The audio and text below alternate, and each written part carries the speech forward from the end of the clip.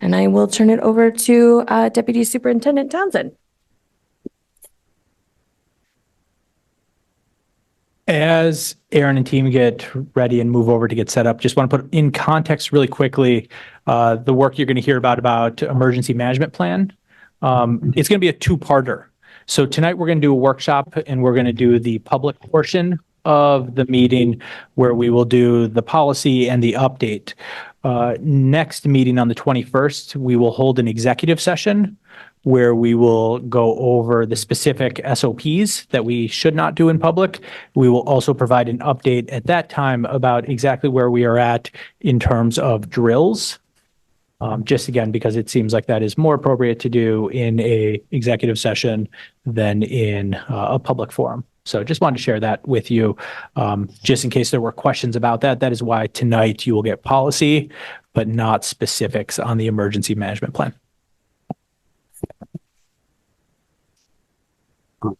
Sorry. It's a different microphone. All right.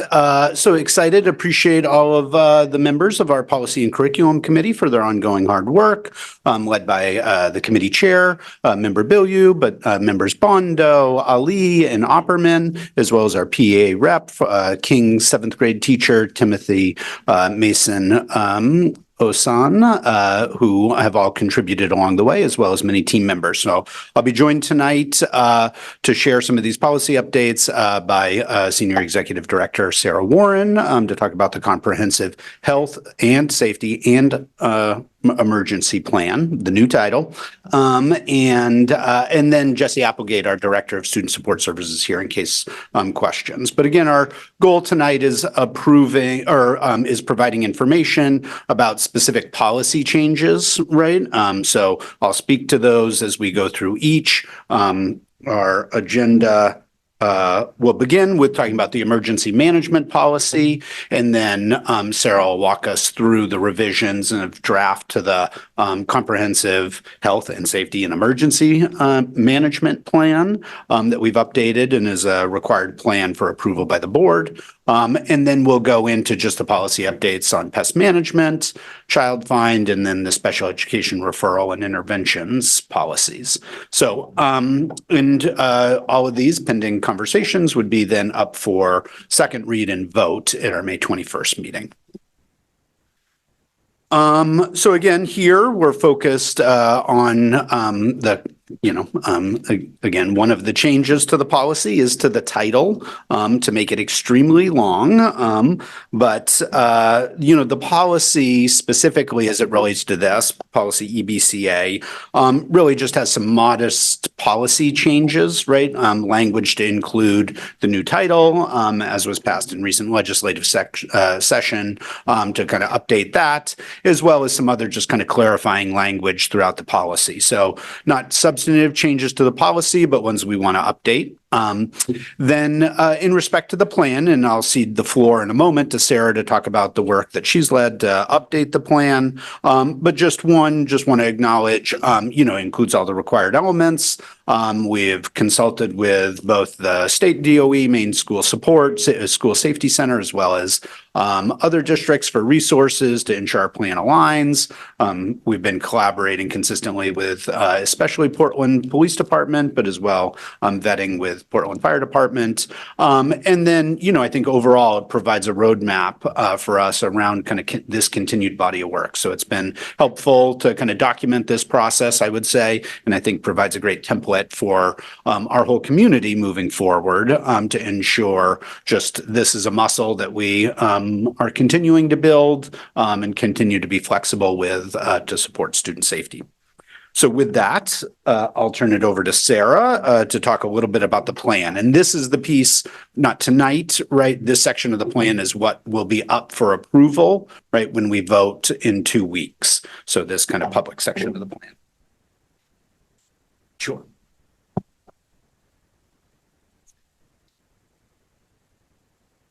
Okay. Thank you very much. It's good to see everyone here tonight. I want to start out by first just reestablishing the context. So when we think about our now Health, Safety, and Emergency Management Plan. And again, that's state mandated language. That's why it got so long. But we see that as part of a broader framework to promote safety in our schools for staff, students, and our community. So this is sitting probably, if you look at this triangle here, in the bottom two parts of the triangle primarily. We're thinking about how we can both prevent and mitigate and then respond to potential emergency situations. But fundamentally, when we're thinking about this work, it really all has to begin with prevention. And that means a lot of focus on community and relationship building. And that's where our work around restorative practices and social emotional learning, PBIS, and other aspects of our culture and climate work come into play. Because all of that should create a foundation that enables us to both do this work and hopefully to hear from our young people in particular when they have a concern regarding safety before hopefully something turns into a real emergency. So as Deputy Superintendent Townsend shared with you, and as you will see if you open up and look at the draft plan that we have now updated and posted on board docs, this responds specifically to the requirements that are in our in state law. Maine state law both requires us to do this and requires us to revisit the policy each year to make sure that it's up to date. So the policy, as Aaron said, is not changing a huge amount, but the plan itself that you see here is really quite new this year. We presented an initial version of this back in November. So we've made some significant changes since then. What you will see tonight, for those who participated in the policy committee meeting last week, they're rather minor changes since then, really just the things that the committee requested us to change. So for example, the committee had asked us to set some boundaries around an after action review. So we set that at a week as requested. We were asked to more specifically call out the need to make sure that we're tending to our students with disabilities and multilingual students as we're preparing for a potential emergency, and especially that we're ready to communicate well and support all students.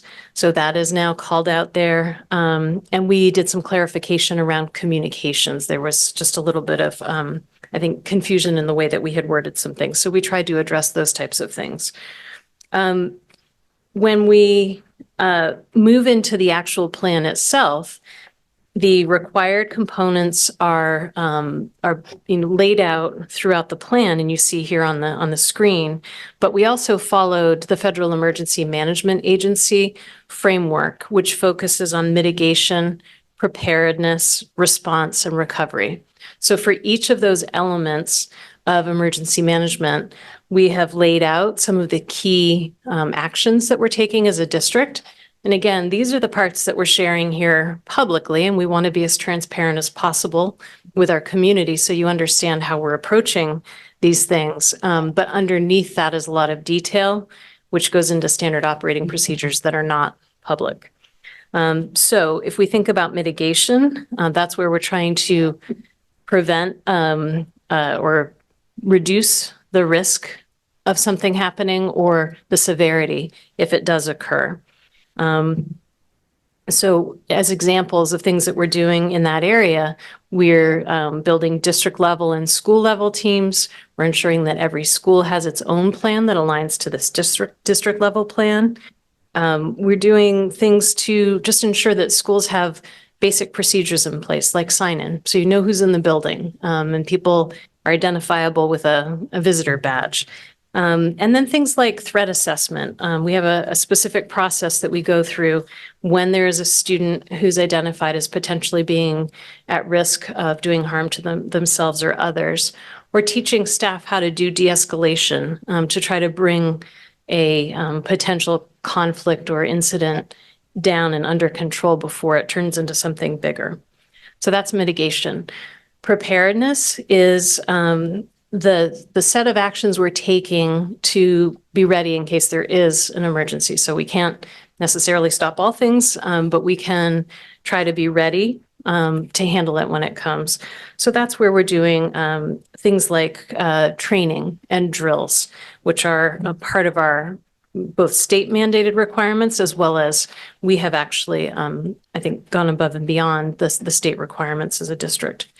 And then response. So having our clear plan laid out for how we deal with an emergency when it happens. And a lot of that is about laying out the clear chain of command. So I apologize for the sort of militaristic language. I'm not sure if we've come up with something better, but the bottom line being there's got to be somebody in charge in an emergency, and everybody needs to know who that person is. And that person needs to be prepared to communicate clearly and directly to everybody what's happening and what needs to happen next. So we have that laid out at both the school level and at the district level. And then that leads to a whole series of sort of notifications and communications in the event of an emergency, which are laid out again in more detail later in the plan.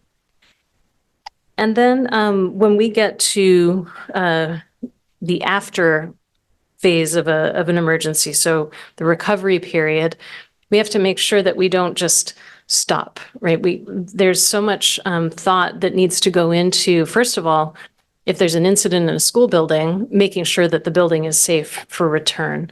So that involves our facilities team, potentially partners, could be from the police or fire department. If there's any kind of potential environmental hazard, we bring in our environmental consultants. So there's that whole piece of it. But then there's specific focus and attention to caring for the social, emotional, and mental health needs of our students and our staff, both through our own on-site resources as well as those of our EAP and our partner organizations. So those are the four elements, again, as defined by FEMA, 4 elements of emergency management. The next section of the plan goes on to talk about standard operating procedures. So it lays out the topics that are covered in the SOPs, but doesn't go into detail there because they're not public. And then the plan revision process. So we have been on a catch-up schedule really this year, and we've spent a lot of time coming here to talk with the full board as well as with committee members about the emergency planning process. As we move forward, we hope that this will start to become a little bit more routine, and we will make our updates as we need to, but it shouldn't have to be playing out over the entire year in quite the same way that it did this year. And then we were also required to address the issue of safety audits. And so we have built that in here, I think in a way that we hadn't really called out quite as explicitly before. And then gone into more detail around the chain of command and the communications strategy. One thing I wanted to just call out on the communications front here is that when we're thinking about being in the middle of a crisis, which tends to be a very high energy time, and everybody who is responding to an emergency in that situation is hyper-focused on dealing with the emergency and making sure that we're keeping our students and staff as safe as possible, and any partners who may be around. And so we need to make sure that we're communicating clearly to our community that we will provide an update to those who need it immediately if there's an incident, but we will not be able to provide detailed information until it's over, because our top priority has got to be managing the emergency. So that is called out here as well. And I think with that, I will pause because you have the plan in front of you and I don't want to read it to you, but I'm happy to answer questions about the plan. Yes, Student Representative McDonald, go ahead. Thank you for the presentation. I had a question about, it's the second bullet point in the mitigation section. And it's talking about like every building lead will be responsible for establishing a site-based safety and emergency management team. And then it goes on to say there should also be a unified team or clear coordinating mechanism established between teams. Is that like an actual part of the proposed plan just because it says should, not like there will be? Like, So, yeah, clarification on that's a that. good question. Thank you for asking that. That was actually a little bit of an addition this time around, because what we realized is there is already a site-based plan and a site-based team at every school. But in trying to reflect on some of the experiences we've had this year, we realized that sometimes we probably need a little bit more in place in terms of how we will coordinate. For example, on this campus, this is a really good example.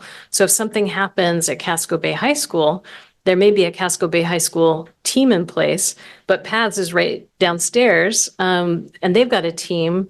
And then the transportation office is down the road and the facilities team is at the back of the building. So making sure that when we've got people all on one campus together, whether they choose to form one team or not, is not, I don't think we want to dictate that part, but we want to make sure there's definitely a mechanism in place for all of those different entities to work together if they're sharing kind of a common space. Okay, so that is a part of the. Yeah, I think we should change the word should. You call it, you're right. Must. Thank you for Yeah, that good call. clarification. And then also under the recovery section, it talks about training all staff on foundational concepts related to stress and trauma. That seems like it would, I guess my question is like, how in depth would that go? And like, how much would that sort of like impact like the role of like individual staff members or teachers? Because it feels like that's adding like, like getting trained on stress and trauma can get pretty intense pretty fast. So just a little clarification on how much that would like add to the staff responsibilities. Yeah, I don't, but at least I'm not envisioning that being a high intensity, day long kind of event. I think it is possible to provide people with some of the fundamentals of even just looking for signs of what might be triggering a person, understanding what's escalating a student. Some of those things can be helpful, not just in the context of emergency management, but in terms of supporting students to feel safe and connected at school. So I see it as very much sort of foundational, not becoming experts or social workers or something. Okay, Yeah. so if one of the staff members realized a problem, recognized a problem with stress or trauma or something like that, they would then hand that student off to somebody Exactly. more specialized. Yes, you Okay. got it. Yep. Okay, thank you. Those Yeah. are all the questions I No, had. great questions. Thank you. Great questions. Other questions from board members? Yes, go ahead. Hi, thank you so much. I promise I have a question at the end of this, but I did want to give a little background first. So I'm in an advisory group with a student who navigates during high school by wheelchair, and my brother is a student in King Middle School Special Education Department. During evacuation drills typically happen during advisory, so I've had the chance to hear from this student who is in a wheelchair that they're unconfident in the school's ability to keep them safe in the event of an evacuation or a fire. Whether or not plans are in place to accommodate students with special needs, it's heartbreaking to hear that measures for ensuring their safety aren't being communicated to them effectively, and from what I've observed, the staff that works with them. So does this plan have any measures for making protocols more known and understood by just everyone in a school building? Mm-hmm. I really appreciate that comment. And this is something that we talked about in the course of revising this time. This came up in the context of another school when there was a power outage because the elevators go, right? So making sure we know how a student who's on the second floor, third floor is going to get down when there's no elevator is a really critical thing to figure out and to communicate. So I think that all has to come through both our school-based plans. It needs to be sort of codified in the written plan. And then from there, it works its way into staff training, and it should be part of ongoing sort of drills, if not actively doing the thing each time, at least kind of walking or talking it through, whatever is needed in a particular situation. I mean, a student that uses a wheelchair is one good example, but there are other students with other types of disabilities, or, as we have tried to call out here as well, students with different language needs, and we need to make sure that every student knows how to get out of the building if they need to, or how they will be supported, and that somebody is ready to communicate with them in the midst of an emergency. So I appreciate your comment. It's so right, and keep pushing us on that, because we need to make sure that we're delivering on it, not just putting it in a plan. Yeah, thanks.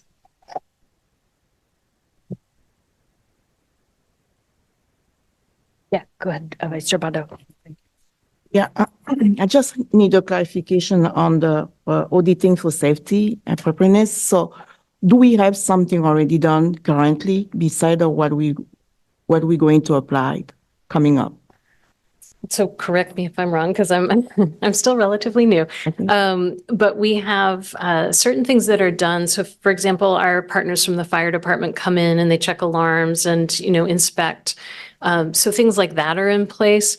But what we're envisioning here is our own more comprehensive audit process that would involve those partners to the extent that works for them and makes sense in terms of timing. But yeah, so I think some of it is in place, but our goal is to try to make it more expansive. Okay. And, things like facilities, equipment, materials, doors, that kind of stuff. We get information on it now. We have things that are reported or things that we find by having our maintenance people in buildings. And so we try to take action on those. It's not that we aren't paying attention to that, but this audit process would make it more specific in terms of consistently walking through to be looking for this particular set of things and then having a way to follow up and make sure that all of that's happening. Okay, great. Thank you. Yeah. Thank you, Chief.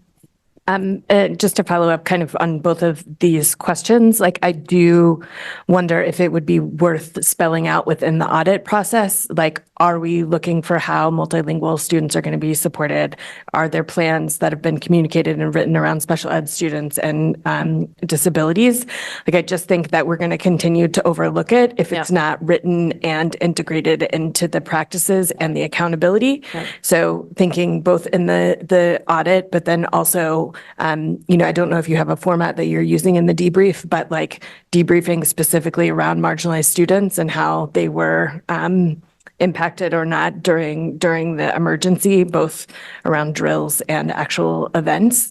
Because this is a theme now for several years, right? That is like, we aren't giving those students the information that they need to be successful, and the adults in the building don't have it either. So I think, again, let's just like push, let's do more than we think we need to, because we need to. Yeah.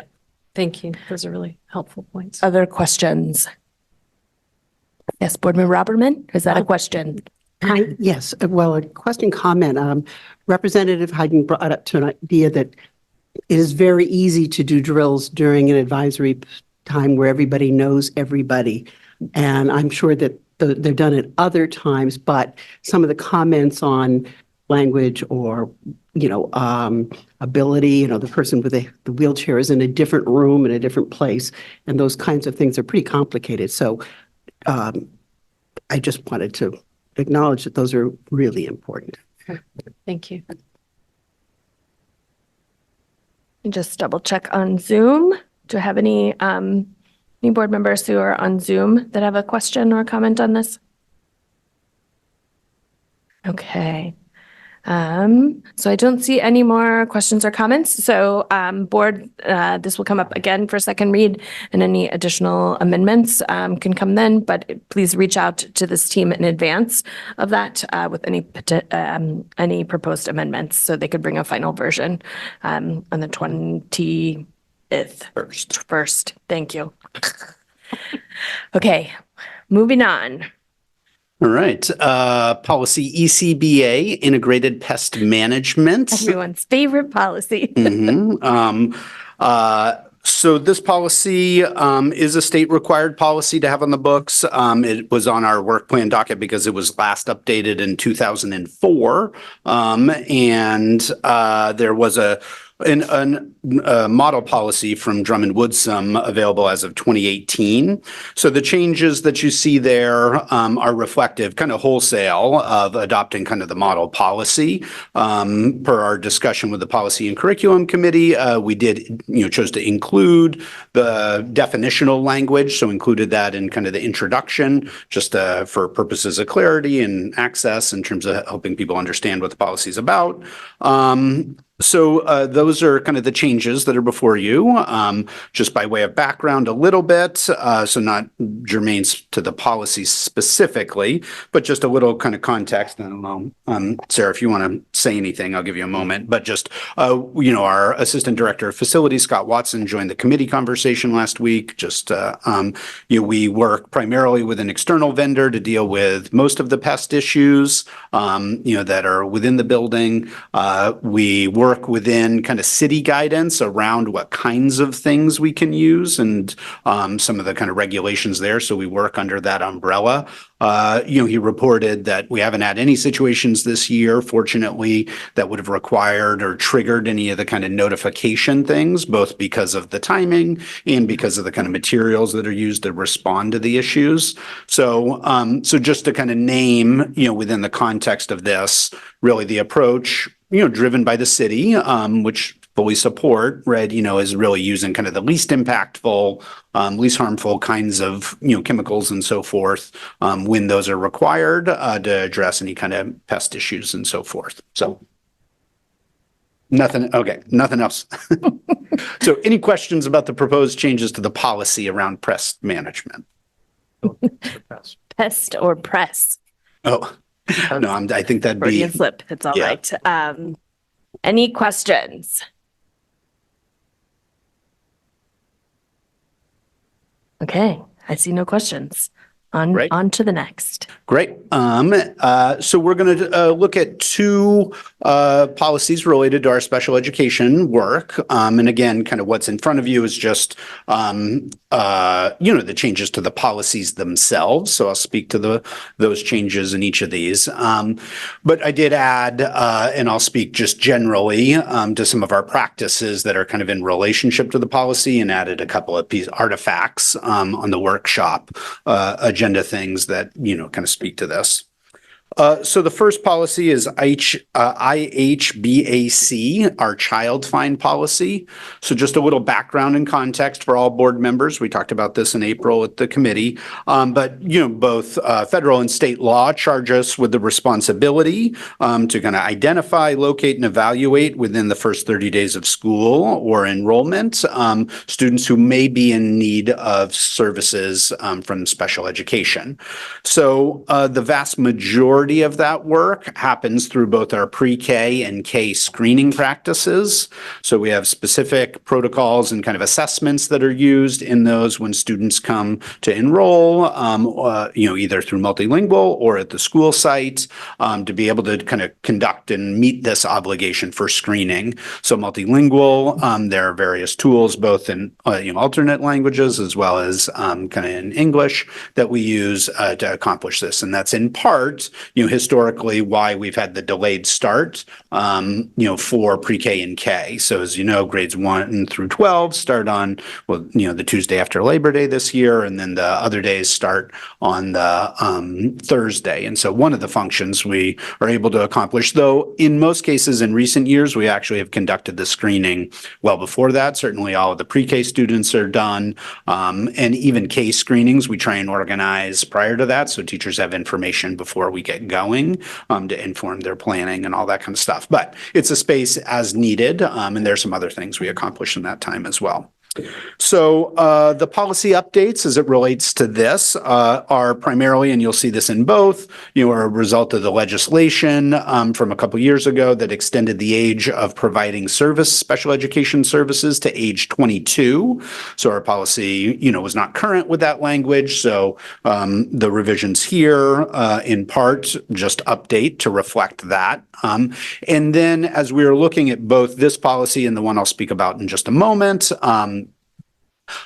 We just worked to kind of have some consistency and kind of language clarity across the policy. So we made some similar revisions across both just to hopefully improve clarity and alignment across our policy book. It's something we've done with other kind of related sets of policies so that language is consistent on similar topics across policies.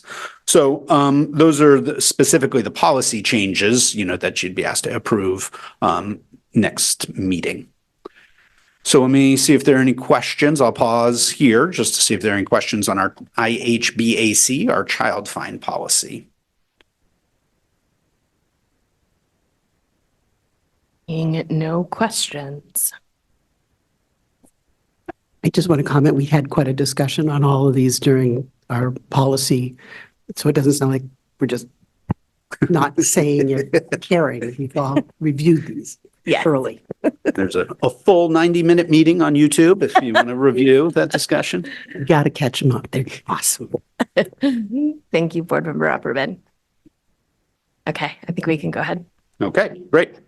So the last policy that'll be up for approval and change at May 21st is IHBAA, our special education referral and use of general education interventions policy, and the related procedure. So we've made similar, generally the board approves policy and it's administration's responsibility to develop procedure, but we include both here because we made relatively, a number of changes to it. So just a little bit of background to the context for this policy. It's an expectation, broadly speaking, and best practice for schools to have systems of intervention, when students are not progressing either behaviorally or academically as expected. And that's something, that we've talked about in different ways. There's an example of kind of a flow chart that was developed at one of our schools to help kind of continue to build and improve those practices. I'd acknowledge that's a continued area of focus. We're, our budget for next year, resources, both math and literacy intervention opportunities and positions. So it's an ongoing body of work, but there are practices that exist within our schools as it stands now. And the expectation is, generally speaking, that you've exhausted all potential interventions before making a referral for special education. And that's in service of not over-identifying. It may not be a need, right? And certainly we've developed over the past few years a number of tools and continue to build our knowledge and understanding as it relates to students who may have language needs as well as learning needs, and trying to get clear about what are the supports an individual may need. So in some of the, in the examples, you can see there are spaces where there are multilingual documents and checkpoints, right, to kind of assess for that. But generally, the goal is to provide, the least kind of intervention that a student needs to be able to make the progress that they need. And so